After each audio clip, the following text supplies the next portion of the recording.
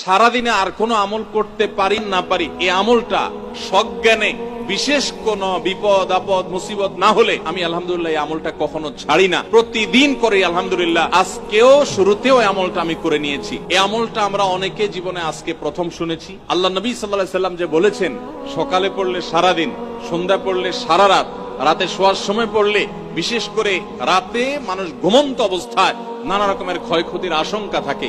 এই সব ধরনের ক্ষয়ক্ষতি থেকে আল্লাহর নিরাপত্তা এসে চলে আসে। আল্লাহ তার হেফাজতের জিম্মাদারি নিয়ে নেন, দায়িত্বশীল হয়ে যান। সবকিছু থেকে যথেষ্ট, সবকিছু থেকে আল্লাহ তাআলা তাকে নিরাপদ করে দেন। এই বিশ্বাস, এই ইয়াকিন নবী সাল্লাল্লাহু আলাইহি ওয়াসাল্লামের কথার প্রতি আমাদের আছে না নাই?